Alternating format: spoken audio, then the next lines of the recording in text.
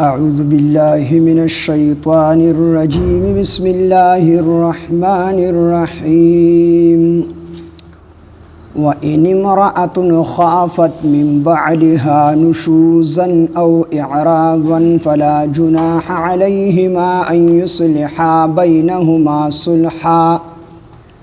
بينهما صلحا والصلح خير وأحضرت الأنفس الشح وإن تحسنوا وتتقوا فإن الله كان بما تعملون خبيرا ولن تستطيعوا أن تعدلوا بين النساء ولو حرصتم فلا تميلوا كل الميل فتذروها كالمعلقة وإن تصلحوا وتتقوا فإن الله كان غفورا رحيما وإن يتفرقا يغني الله كلا من سعته وكان الله واسعا حكيما صدق الله العظيم رب اشرح لي صدري ويسر لي أمري واحلل عقدة من لساني يفقهوا قولي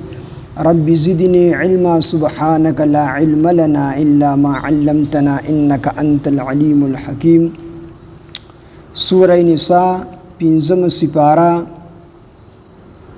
آیات نمبر 128 وَإِنِ امْرَأَةٌ خَافَتْ او کچر خزا خافت یریگی من بعلها د خاوند سرکشینا من بعلها د خاوند سرکشینا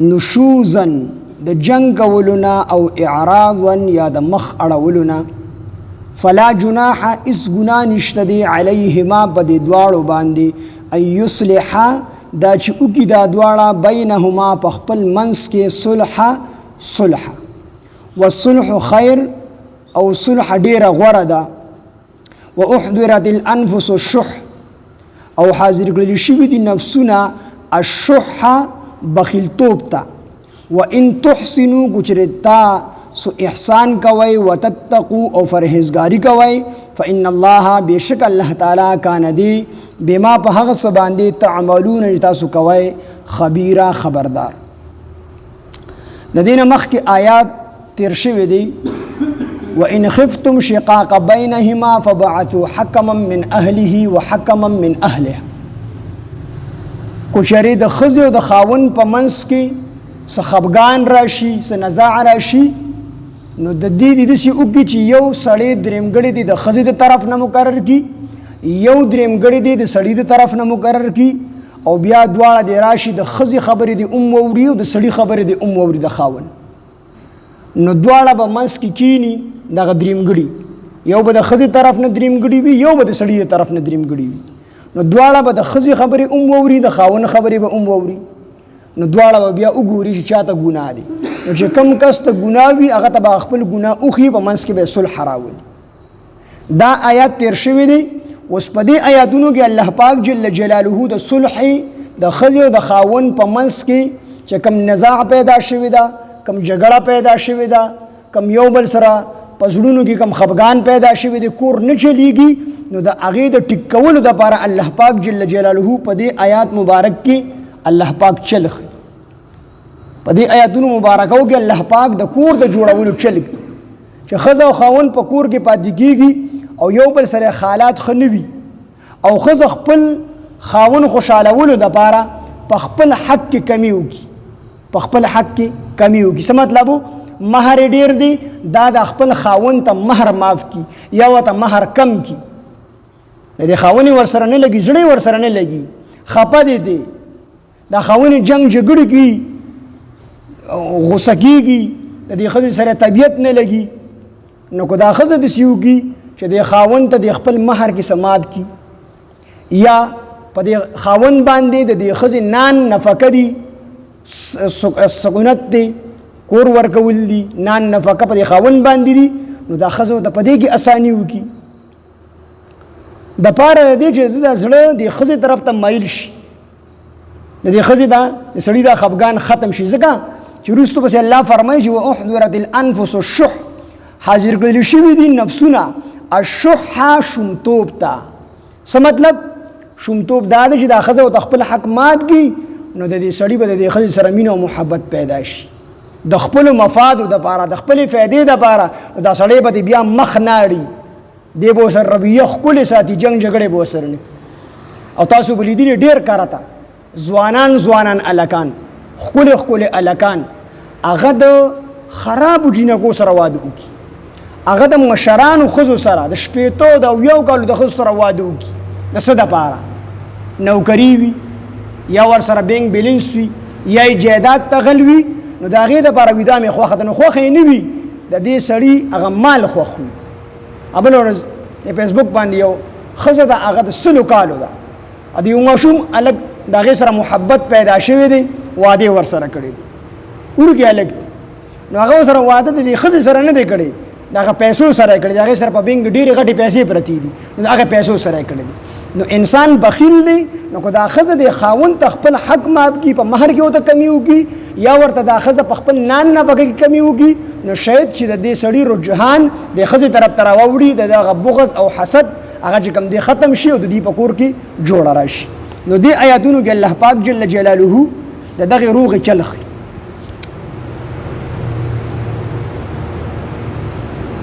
وان امرأة کو چرې ښځه خافت ویریږي من بعلها نشوزا د خپل خاوند د سرکشۍ نه یا د جنګ کولو نه او اعراضا یا د مخ اړولو نه. مخ اړول په څو څو قسمه دي، یا ورسره هسې طبیعت نه ګډېږي یا یې بستره او کټ جدا کړي، د دې ورسره طبیعت نه ګډېږي. نو فلا جناح، نو هېڅ ګناه نشته دی علیهما په دې دواړو باندې ان یصلحا دا چې دا دواړه وکړي بینهما په مابین د دواړو کې صلح وکړي، مصالحت وکړي د یو بل سره. ښځه ورته خپل حق پرېږدي یا دا ښځه د دې سړي نه خفه ده، دا خاوند ورته خپل حق پرېږدي، نو که دوی په منځ کې صلح وکړي نو په دې کې څه خرابي نشته دی. والصلح خیر، او صلح ډیره غوره ده، صلح ډیره غوره ده. واحضرت الانفس الشح، او حاضر کړل شوي دي نفسونه الشح شومتوب ته. شومتوب ته د نفسونو کې دا شومتوب د مخکې نه چې کوم دی موجود دی، نو چې دی کله دا ښځه ورته خپل حق پرېږدي نو به الرډي د هغې سره محبت پیدا شي. وان تحسنوا کو چېرې تاسو احسان کوئ، وتتقوا او تاسو پرهیزګاري کوئ، د ظلم نه ځان بچ ساتئ. احسان دې ښځو باندې کوئ، ستاسو سره طبیعت نه ګډېږي، خو د دې ښځې د حق پوره کولو دپاره د الله دپاره ته د دې ښځې ته نقصان نه ورکوئ، د دې ښځې باندې ظلم نه کوئ، د دې ښځې حق ادا کوئ بغیر د هغې د مهر ادا کولو نه. وان تحسنوا کو چېرې تاسو احسان کوئ، وتتقوا او تاسو پرهیزګاري کوئ، د ښځې د ظلم نه ځان بچ کوئ. ښځه ډېره مظلومه وي، خاص کر د پښتنو په معاشره کې مونږ ټوله بدماشي په ښځه باندې وباسو. مونږ وایو زما مخکې دې خبرې وکړلې، حالان کې دې ښځې نبی علیه الصلاة والسلام د دوی په باره کې فرمایي چې دا د الله په عقد باندې، د الله په عقد باندې ستاسو په ذمہ دارۍ کې راغلي دي، د دې په باره کې د الله نه ویریږئ. اوس که د منځ نه نکاح ختم شي نو سړی بیا پردی ښځه والی شي؟ نشي والی، پورته ته هم څوک نشي کتلی. دا خو منځ کې نکاح دی، دا نکاح دا ښځه تا ته ټیټه کړې ده. دې ښځې ستا دپاره خپل پلار پرېښی دی، ستا دپاره خپله مور پرېښې ده، ستا دپاره خپل خاندان پرېښی دی. دې ښځې ستا مور او پلار د خپل مور پلار ویلي دي، حالانکې په ښځه باندې د سخر خواهی خدمت نشته دی، خو دا ستا د سترګو دپاره ستا دپاره ستا د مور او پلار خدمت کوي. ستا مور او پلار ته خپل مور او پلار ویلي دي، ستا خاندان دی خپل خاندان ویلي دي، ستا کلي ته خپل کلي ویلي دي. مثال دلته کې یوه ښځه راشي او هغه د بره نه وږی وي او واده چې کوم دی مثال په طور په جنګۍ کې دې ته څوک دې تپوس کړي ته د کوم ځای، نو دا د پلار کور نه ښي، دا د خاوند کور ښي، دې د خاوند دې کور ته خپل کور ویلي. نو نبی علیه السلام فرمایي چې دې دا دومره سختې برداشت کړي دي او د هغې باوجود ته د دې نه لوړ نه و چې ته په دې باندې خپله بدماشي ښکاره کوې، نو د دې په باره کې د الله نه ویرېږه او الله به تپوس کړي داسې خوشې الله نه دي پیدا کړي. حضرت ابوبکر صدیق رضی الله عنه خپل بیبي ته په خبرو کولو کې یو خبره تیزه وشوله، بیا خپل بیبي ته وی دا خبره تا ته چې ما کوم لفظ وویل ای کنزل نه کول، خو اصل لهجه به سخته استعمال کړي. نو ابوبکر صدیق رضی الله عنه خپل بیبي ته وی ته ما ته اوس دسی وایا، هغه وته د ویلو نه انکار وکړ. ابوبکر صدیق وی کو ما ته نه وای زم نبی علیه السلام د شکایت کومه چې زما د خوري نه دا خبره اوختله، نو ما ته د خپل بیبي دا خبره نه کوي او کوتا ما ته په دنیا کې اونکړه، نو کې دي چې الله رب العزت ما په ورځ د قیامت رونس. نو لاړو نبی علیه السلام د شکایت څه خلک ولته کې غیبی تعالی څنګه سړی دی په خپل باندې خزي ته سخت خبره وکړه او لاړو نبی علیه السلام د شکایت. رسول الله صلی الله علیه وسلم راغی، بیبي وته واقعیا بیان کړله. نو نبی علیه السلام وته فرمایل تا خګړي چې تا ابوبکر صدیق ته جوابي لفظ نه دی ورکړ، په ځای د دې وته وای چې ما معاف کړو الله دې تا معاف کړي. دومره باغی د الله نه یریدل. نن موږ د خزي حق او حق ګڼو. بعض خلک وسره خبرې هم نه کوي، بعض خلک د سړي په پښتنو په معاشره کې چې خاون را ننوځي نو ښځه کوټې ته ننوځي، هغه د هغې مخکې خبرې نشي کولی. حالانکې دا صفت دا د زناورو صفت. اشرف علي تانوي رحمه الله له یو کس راغی چې راغی نو خپله بهادري د پښتنو په شان د ښکاره کول. وی حضرت زه چې کور ته راننوځم نو زه چې څنګه راننوځم نو ښځه مې په یو طرف وتښتي او واړه مې په بل طرف وتښتي. زه دومره غوسه ناک یم چې ما سره نه خپل بچیان خبرې کولی شي نه سره خپله بیبي خبرې کولی شي. اشرف علي تانوي رحمه الله ورته وفرمیل، ورته وی دا صفت زما مخکې بیا بیان نه کړي. وی دا تا چې کوم صفت بیان کو دا خو د زناورو صفت چې کله سپی لیونی شي دی چې ته کور ته ورننوځي نو ښځې او ماشومان او لوی ټول چې کوم دی په ګوډونو باندې تښتي چېرته اومونو داړي چېرته خوله راته روانه شي. دا خو د زناورو صفت دی.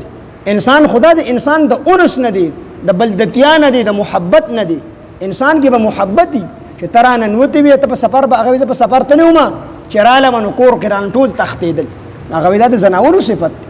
انساني صفت خدا دی چې تا چې کوم دی شپږ اته شپې په بار باندې وکړلې نو چې ته راغلی وې ښځې دله په خپو چاپي شروع کړې وې، بچیانو دله په سر چاپي شروع کړې وې چې زمونږ پلاره تللی وې موږ تا پسې ډېر زیات خپو ستا ورځې شپې څنګه تېرې شو.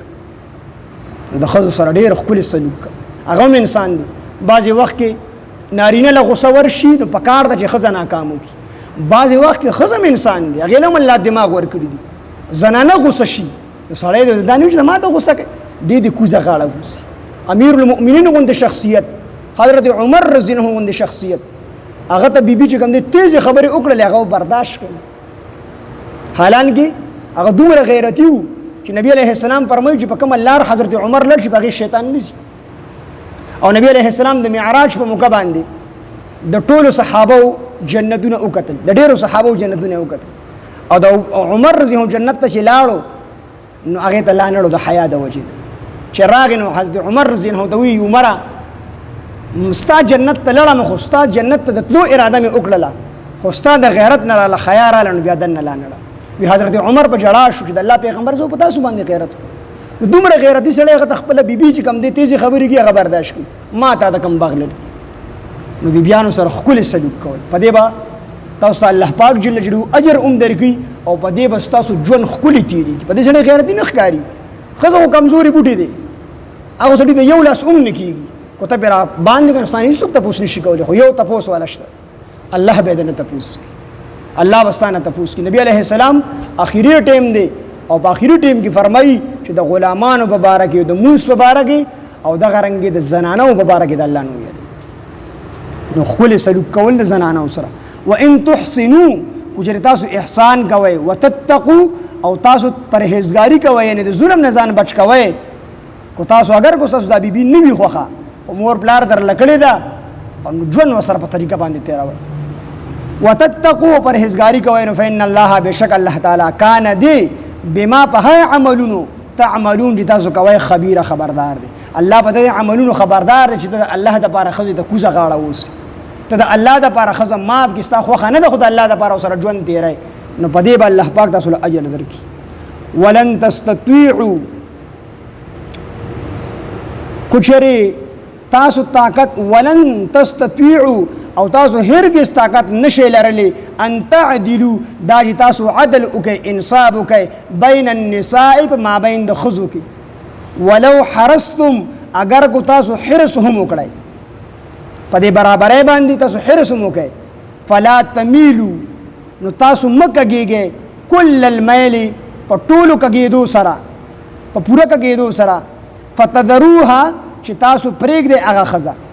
دې کې د چا ګڼې بیبیانې د هغې حکم بیانېږي چې چا ګڼې بیبیانې په دې کې تاسو برابرۍ نشئ کولی. الله څه مطلب و؟ نبی علیه السلام ګڼې بیبیانې وي، حالانکه په نبی علیه السلام باندې دغه نه وه، نمبرواري پې نه وه. نبی علیه السلام ته الله اختیار ورکړی چې ستا کومې سره خوښې سره شپه تېروه، په تا باندې سره ملامتیا نشته دی. خو د هغې باوجود نبی علیه السلام به هرې بیبي سره په خپل نمبر کې پاتې کېده او الله نه به دعا غوښتله. الله پاکه د نبی علیه السلام فطري محبت، د زړه محبت د عایشې صدیقې رضی الله عنها سره، نو الله نه به دعا غوښتله چې په نورو ظاهري امور کې خو زه برابري کوم، انصاف کوم، خو الله د زړه اختیار دی، د زړه محبت چې دی هغه زما په کنټرول کې نه دی، هغه غیر اختیاري چیز دی. الله په دې عمل باندې ما ملامت کړ. نو الله فرمایي چې په زړه کې ستا کوم محبت دی هغې الله ته نه رانیسي. 2 بیبیانې دي، 3 بیبیانې دي، خو په دې کې برابرۍ کوي، عدل او انصاف په پکې کوي چې یوې له څنګه جوړه راوړې بلې له به ما کشانتې راوړې. یوه شپه د یوې سره تېره کړه، بله شپه به د بلې سره تېره، 2 شپې دي د یوې سره تېرې کړې، 2 شپې به د بلې سره تېره. په دې کې به چې کوم دي احتیاط کوي. اشرف علي تنوي رحمه الله فرمایي ما پکې انصاف نه دی کړی، او هغه دومره منصف مزاجه و چې یو شاګرد وله خربوزه اخیسته، نو هغه ورته وي ماله ډېر اصرار یې وکړو. شاګرد مرید ورته وي چې حضرت زه به دله علم، هغه وي چې خامخا علي بیا به 2 علي. نو 2 خربوزې یې واخیستې، نو چې واخیستې نو شاګرد ته وي چې دواړه به علي، خو په یو وزن کې به علي. نو دواړه په یو وزن کې واخیستې. چې دواړه کله په یو وزن کې واخیستې نو بیا ورته وي د هره یوه په داسې اندازه باندې نیمه کا چې د دواړو د یو بل سره ټنګرې برابري.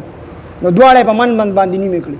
نو د یوې هغه ټنګرې راواخیسته بلې سره یې کېښوده، د بلې ټنګرې راواخیسته بلې سره یې کېښوده. مرید ورته حضرت دا داسې چل وکړو، زما 2 بیبیانې دي، نو تا خو خربوزې په یو دغه باندې وزن باندې راواخیستې، کېدای شي د یو پیکه یې بله خوږئ، کېدای شي د الله رب العزت په دربار کې زه بیا نیولې نه یم. د دې وجې نه مې د یوې ټنګره راواخیسته بلې سره مې کېښوده، د بلې ټنګره مې راواخیسته بلې سره. اشرف علي تنوي رحمه الله ما پکې انصاف نه دی کړی. نو موږ پکې څنګه انصاف؟ نو الله فرمایي ولن تستطيعوا او تاسو هرگز طاقت نشئ لرلی ان تعدلوا دا چې تاسو عدل وکئ بین النساء په مابین د ښځو کې، د ګڼو ښځو کې. ولو حرصتم اگر کو تاسو حرص هم وکړئ، خو دلته کې الله فرمایي فلا تمیلوا تاسو مه کږېږئ کل المیل په پوره کږېدو سره، یوې طرف ته مه میله کېږه چې صرف یوه لکه زموږ د پښتنو په شان. تاسو به هم لیدلي ما هم لیدلي دي چې 15 کاله شوي دي، بچو له ودونه کړي دي، د بچو واړه شوي دي، او چې کله دویمه ښځه یې کړې ده نو د هغې 15 کاله 26 کاله 20 کاله شوي دي، دغه بلې ښځې طرف ته یې نه دي کتلي. دا ظلم دی او د دې به الله تپوس کړي. روایتو کې راځي چې کم سړي په ښځو کې پرخ وکړو، 2 ښځو کې په ورځ د قیامت په د الله دربار ته داسې حاضرېږي چې یو طرف پې پالج وهلي، دا بیا چې کوم دی د قیامت سزا وي او نوره سزا به الله بیا وروستو ورکړي. نو فلا تمیلو تاسو مه کږېږئ کل المیل په پوره کږېدو سره، فتذروها چې تاسو پرېږدئ هغه یوه کالمعلقة په شان د ځوړندې شوي، لکه سړی چې د ځمکې او د اسمان په منځ کې ځوړند شي، نه بره تللی شي نه کته راتللی شي.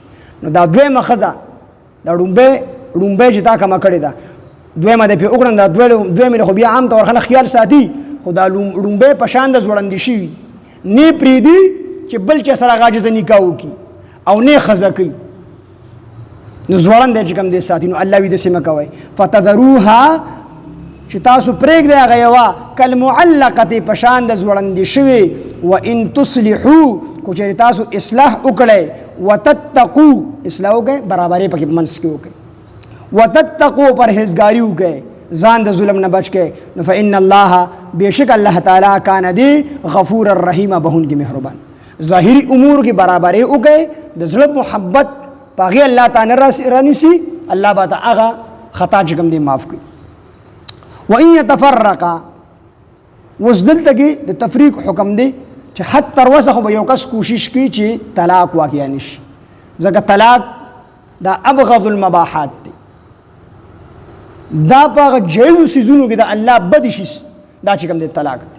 حد تر وسه به د طلاق نوم هم په خوله باندې نه اخلئ، خو چې بیا کله ټیم نه تېرېږي او خبره دې حد ته ورسېږي چې د ښځې او د خاوند په منځ کې نور ټیم نه تېرېږي نو اخري حل بیا طلاق دی، اخري حل بیا طلاق دی. خو په وس باندې به انسان د الله عرش پیړه کېږي چې سړی طلاق چې کوم دی ورکړي. وي شیطان د سمندر په منځ کې ناسي او دا واړه واړه شیطانان ورله راځي، یو ورله راغی ورته وی تاسو کار کړی دی کارګزاري ته واوروه، هغه وی چې ما خو چې کوم دی پلانکي ځای کې کسان وجنګول مړي پکې وشو، هغه له په سمندر کې غوپا ورکړي تا وړو څه کړي نه دي. بل کس راشي تاسو کړي دي جیبا پلانی باندې بدکاری وکړله په غلطو سيزونو کې مبتلا کو، هغه لم دریاب کې غوپا ورکړي ته هیڅ نه دي کړي. اخر کې ګوت شیطان راشي تاسو وکړو وی ما د ښځې او د خاوند په منځ کې اختلاف پیدا کو او هغه اختلاف داسې شو چې هغه خبره طلاق ته ورسېده او طلاق واقع شو. وی هغه ګوت شیطان د ځان سره راجوخ کړي چې تا کار کړی دی سړي زوی پکې هم دی. نو طلاق دا خطرناک څیز دی، په دې الله ډېر خفه کېږي. نو حد تر وسه چې تر کومې پورې انسان کې وس وي او دغه چې کوم دی طاقت وي او د ښځې او د خاوند دا کشته چلېدلي شي نو حد تر وسه دی د طلاق نه ځان ساتي. خو که نه چلېږي نو بیا خو خامخا به طلاق ورکولی کېږي. وان یتفرقا او کو چې تفریق وکړي یعنی فرقت واقع شي په مابین د دواړو کې د مجبورۍ په حالت کې نو یغنی الله نو الله به بې پروا کي کلن هر یو من سعته د خپل پراخین. کو فرقت پکې د مجبورۍ په حالت کې واقع شو نو د الله خزانه ډېرې فراخه دي نو دواړو ته الله فراخي ملو کی، یو له الله خپل خزه ورکی او د بل خزه له الله خپل خاون ورکی. وکان الله او دی الله تعالی واسعا خاوند فراخه حکیم او خاوند حکمت. کو د دې په منځ کې تفریق پیدا شو د مجبورۍ په حالت کې نو کل من ساعته نو هر یو ته الله د خپل فراخه نه ورکی، فراخي پیراولي، یو ته خزه ملو شي بل ته کوم دی خاون ملو شي. فراخي او تاسو ډېر کار ته دی خزه بعضی وختونو کې لومبي خاون سره نه خوشاله، خاون و سره نه خوشاله، طلاق واقع شي د مجبورۍ په حالت کې اخذ الله خپل خاون ورکی ډېر خوشالي ورسره، ا دې سړي الله خپل خزه ورکی ډېر خوشالي ورسره. امه مرګره هغه خزه په سبا نه وراغل ډېر خپه وو. نو ما ته ورځ ان شاء الله ول دې خزه درکی چې ډېر زیات په خوشاله.